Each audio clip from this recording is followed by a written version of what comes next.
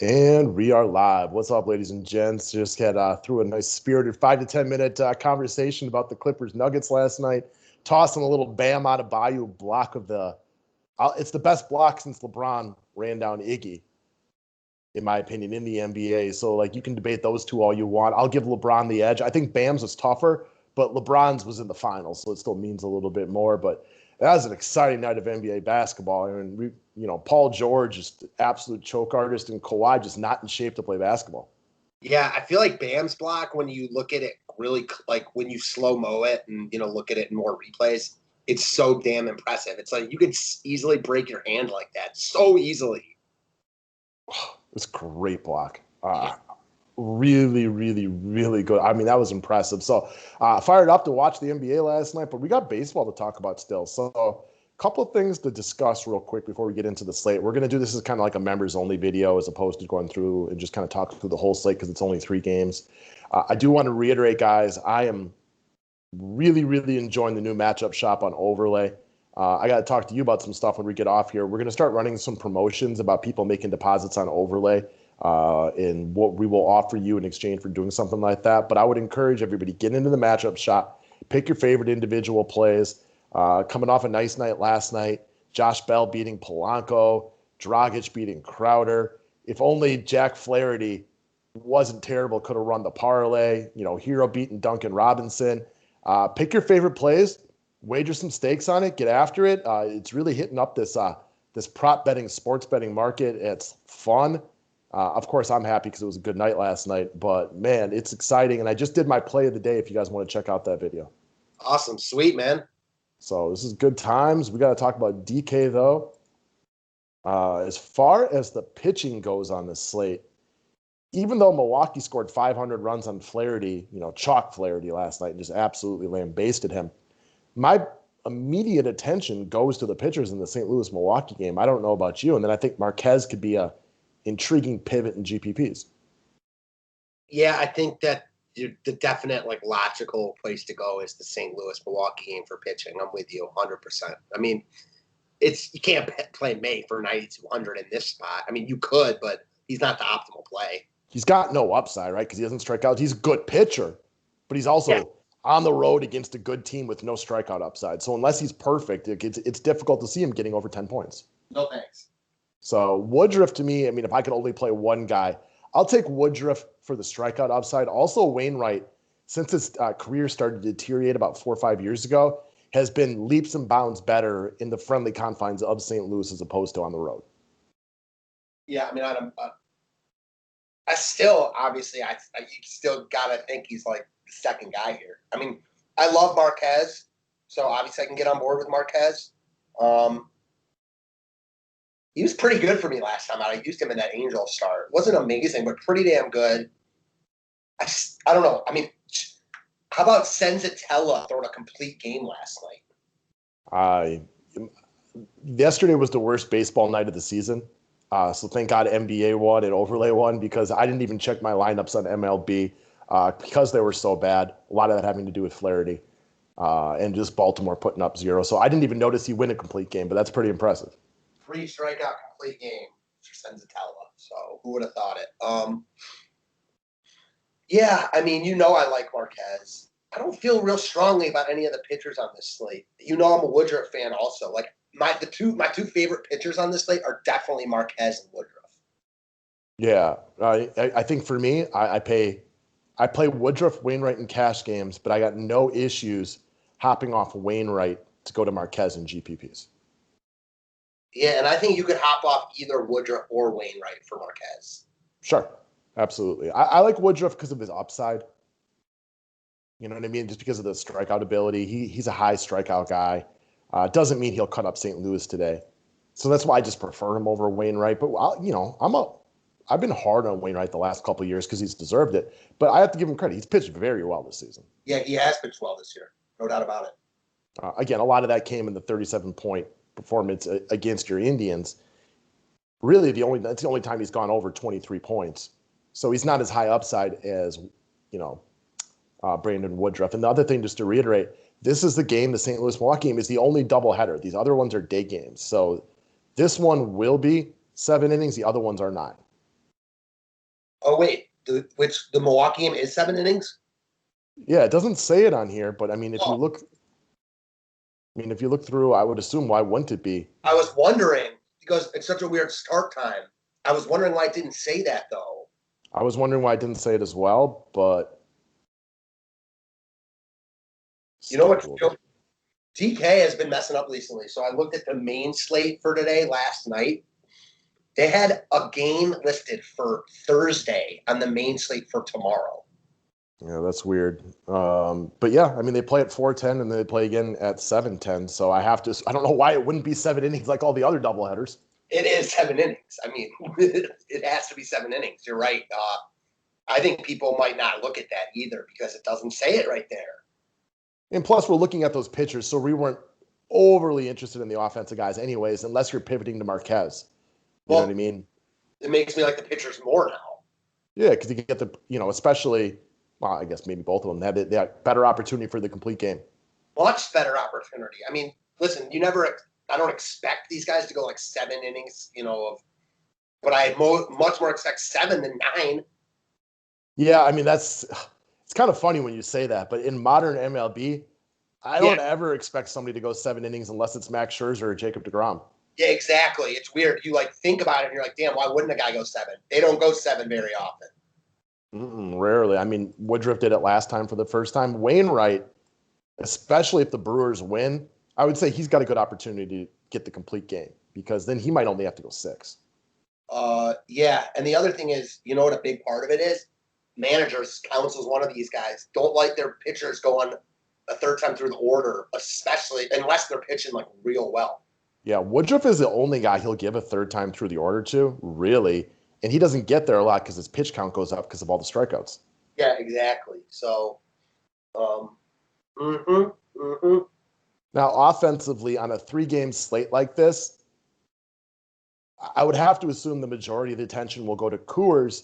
But oftentimes in 3-game slates like this, I love to pivot off of Coors because you just have to get one game right and hope that game falters. And for me, I'd be looking at the Dodgers today, even with a couple of lefties on the mound. Yeah, I don't mind that at all. I mean, I don't think you're going to get the Dodgers like unowned. No, they're not going to be unowned, but I mean, again, Coors should get a ton of attention. You'd especially assume people are going to look at Colorado against Mike Fiers. People will definitely be loading up on Colorado.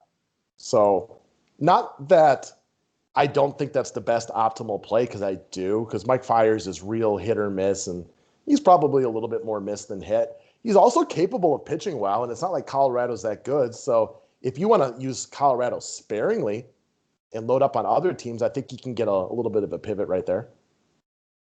Yeah, I agree with that. I also think using a couple pieces of San Diego works because May doesn't strike guys out, and San Diego has so much power.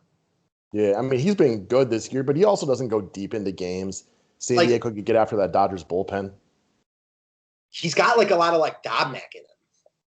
Oh, very much so. What's his high strikeouts of the year? He had the 8 once at San Diego. This is their 3rd time facing him this year, too.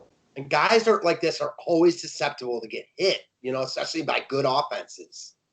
Absolutely. He only pitched 1 inning, and he took a shot off the foot the other day, so maybe he's a little bit out of his pressure. I mean, San Diego is in play every single day because of how good they are. I have to believe they'll be unowned here. I mean, by their standards, yeah, absolutely. Compared to the Rockies, even the A's and the Dodgers. What do you think about Oakland here? I'm not really too interested. Marquez has looked better. The more I think about it, the more I like Marquez. Yeah, I mean, he had a rough start against San Diego a while back. San Diego's really good.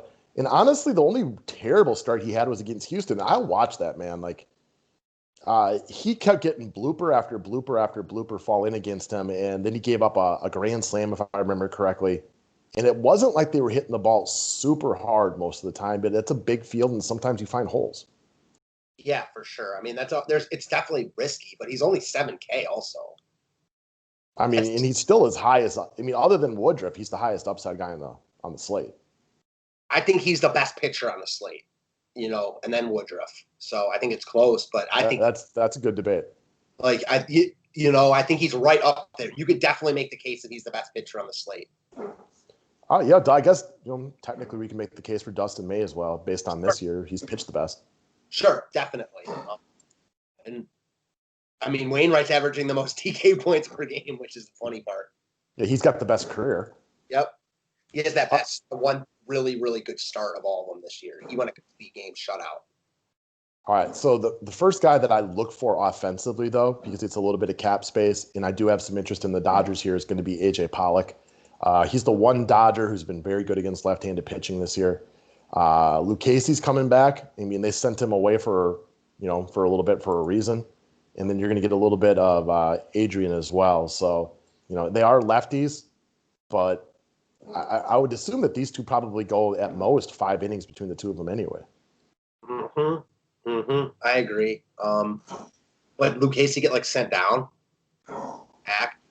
Jonathan Lucchesi was called from San Diego's alternate training site Monday. I was wondering where he's been. I mean, he's definitely more interested in the Dodgers than him, and Pollock is cheap. How much is Justin Turner? If Turner's in the lineup at 4,100, he's back. I did not watch any of his at-bats last night. I don't know if you did. He had a pretty good night. 3 for 4, so obviously he hit the ground running right there. Yeah, I mean, he's a guy I trust. Right? I mean, he's very affordable. Yes, and that could be a good start. You could throw in Chris Taylor. He's typically been better against lefties, although he's stunk so far this year. Okay. Other than that, I mean, it does make sense, especially in cash games, to get as much Colorado as you can. Yeah. What about Kike? Sure. 3,300. Again, he's not a great baseball player, but he's got his nice moments, got a little pop in his bat. It's 3,300. That makes a lot of sense. Mm-hmm. So, I mean, this could be a nice little Dodgers start to it right here. And from there, then maybe, you can grab yourself a Trevor Story and it doesn't break the bank. Or pivot over to a Tatis and GPPs. Yeah, exactly. And easily. If you're looking for cap space, I'm assuming Jake Lamb is still super cheap. 2,200. Yeah. Another decent night last night. I think he makes plenty of sense today. And we like Marquez, but a $2,200 first baseman batting in the middle of the lineup makes sense. You know who else is starting to turn it on? Laureano. Well, we're big Laureano fans as well. Hasn't had a great season, but if he's starting to turn it on, that's good. And this ballpark's made for him, I feel. Big gaps. Just trying to see here. All right, so Jake Lamb is the one guy with a bunch of experience as well against Marquez because of his time with the Diamondbacks. 10-32, not bad. No, not at all. I mean, you're talking about a 240 career hitter who's hitting 310 off Marquez. Sign me up. So 2,200 again, nice salary for a middle of the lineup type of guy. And this definitely, especially in your cash game format, allows you to probably go with Trevor Story and Charlie Blackmon. Yeah. So, I mean, honestly, cash game you build. could probably easily get Arenado here instead of Turner. You could, or you can go sign up for some Mookie Betts right there. For sure. I mean, Betts at 5,100. That seems. Oh wow! I didn't even misprint. Yeah, man. I actually think the Dodgers will get a lot of love because they're so. Why are they so cheap? I don't know. Maybe they were priced to face somebody good. Maybe, I guess. I mean, sure. So, yeah, I mean, the Dodgers will definitely get some love. They're the Dodgers on a 3-game slate. Obviously, some people are going to pay attention to them. I do still think, though, that with Coors Field in play, most of the attention will be paid to the Colorado Rockies. I agree. It's Coors, right? We know how it affects slates. Yeah, I mean, it's Mike Fiers, so. Exactly. I mean, do you think most people will be doubling up Woodruff Wainwright then? I do. Okay. I mean, I'm not opposed to going completely contrarian then and maybe using a Marquez May or something and then loading up on offense here just to be significantly different. Probably not where I would go. I wouldn't put my money there. I don't like the GPP tournaments enough on these small slates to really focus on them anyway. But if you're trying to get nuts. Yeah, I agree. And another guy, even in a 7-inning game, I was looking at his one-off is Yelich. Had himself some moments last night. Yeah. He's also really cheap for him. Yes, he is. 7-inning game. I think enough people will figure that out that they probably wouldn't end up here because Betts is the same price. Got Blackmon, Arenado, Story, and whatnot. Yeah, exactly. intriguing in a one-off if you're making multiple lineups for sure. Brewers are weird the last week or so, right? Like they can't score runs except for these two games where they have 18 and 19. Sandwich between a no-hitter. Odd. Very, very, very odd. As far as the Rockies go, too, just kind of checking down some of their pay down options. Like this is another, I was just looking at, this is another slate with so many cheap options. You've got Tapia leading off. Dahl might be in the lineup at 2,700. And then there are cheap guys all over. Like even Laureano, who I mentioned, is 4K. Like, I mean, yeah, this slate's priced weird. Indeed it is. Indeed it is. And you will know the Colorado starting lineup because it's the first game. You may not have the Brewers and the Cardinals in time to start, but we're not really trying to press our offenses too much anyway. Nah. Chris Davis. Oh, sorry. Go ahead. I was just going to say, you can assume their best players will be in, though, as Milwaukee and St. Louis are trying to battle it out for second place in that division. Yeah, for sure. Chris Davis, 2,900. Surprised he didn't make the lineup yesterday.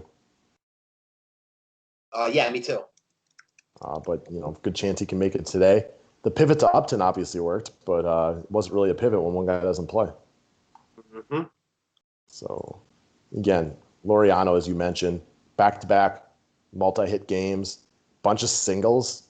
Like, that's a good buying sign that the extra base hits are coming.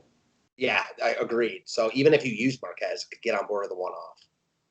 Yeah, it's much easier to one-off against your pitching in a 3-game slate than it is on a full slate. Mm-hmm. Because you're not looking for a complete game shutout. I mean, you'd love to have it, but realistically, that just doesn't happen very often. Agreed. How did Olsen end up last night? 0 for 4. So the pivot to Freeman definitely worked there. Yep, pivot to Freeman worked, who had a decent game. Although it was like no Yankees, no cap. No Yankees, no winning anything last night. I mean, Brewers, I guess, too, but the Yankees went off. But what were the Brewers, like 2% though as a stack? Yeah, I mean, even the Yankees weren't popular, but they went absolutely off. Brewers and Yankees combining for 40 runs. Yeah, good luck winning GPPs without exposure to those two teams. Mm-hmm. Mm-hmm. I know you talk about that. That's like why you hate GPPs, because you're not winning like early in the night when that shit happens. Well, yeah. I mean, I wasn't winning anything last night when Flaherty got blow up, even at huge ownership like he was, because he made all the sense in the world. It's difficult to get into the money. I mean, you got to be then like the top 10% of all the Flaherty lineup just to get into the cash for cash games. Yeah, exactly. I mean, because he was chalk, but I'm sure he was like 50 or 60% owned. I think like 65% in cash games. That's what I love about the NBA playoffs for DFS. Like when I went to check my contest last night, I was like, oh man, I'm like, I have so many snowflakes in my lineup on NBA. I like to hopefully I can just eke into the cash in cash games. And lo and behold, not only am I like near the top of cash games, I'm also placing in GPPs with like 4 snowflakes on my roster. Why? Because Paul George was 50% owned, was terrible. A collection of other guys from those games were just terrible. That's what's kind of fun about NBA DFS in the playoffs. I know. I just wish I hadn't got talked into using Kawhi. And I know Kawhi was terrible. Oh, he was awful. I mean, I think Kawhi had like 35 and Paul George had 20. So combined, they were only okay for Kawhi's salary. Combined, they got less than Tatum. Yeah, Tatum was phenomenal in that game. Tatum, as soon as next year, I know we're off the subject of baseball a little bit. I mean, that guy's right up there. For me, not quite like best players of the league with LeBron and Harden and all those guys quite yet, but like it could be by the end of next season or even halfway through it. He's amazing. Yeah, agreed. He's the top 10 player in my opinion right now. Hell, if they win this series and he plays as well as he did last night for a bunch of the games, I mean, you have to start talking about him as like right up there because like guys like Harden and Giannis aren't doing it in the playoffs. Right up there with what, like LeBron or below that? Not with LeBron because of the legacy and all that, but like right up there with like Luka, Kawhi, Giannis, and Harden. Yeah, I don't disagree with that. Where do you have do you think, and this is random, but like Middleton, do you think he's a top 15 player? 15? No. 25? Top 40, top 30, top 40, somewhere in there. He's also a very good defender. He is a very good defender, and I like Chris Middleton, but he's become too passive. There's no pecking order on the Bucks in the playoffs right now, and it's it kind of the same way that you saw from the Clippers. Like it just doesn't have the team chemistry down the stretch this year that some of these other teams that do, like Miami, where they all play for each other. The Nuggets, they all play for each other. Yeah, I'm with you. I love these combos. So, yep. All right, guys, that's what we got for today. Just give you a general consensus of where to take a look. Easy to make lineups. Best of luck. Thanks, guys.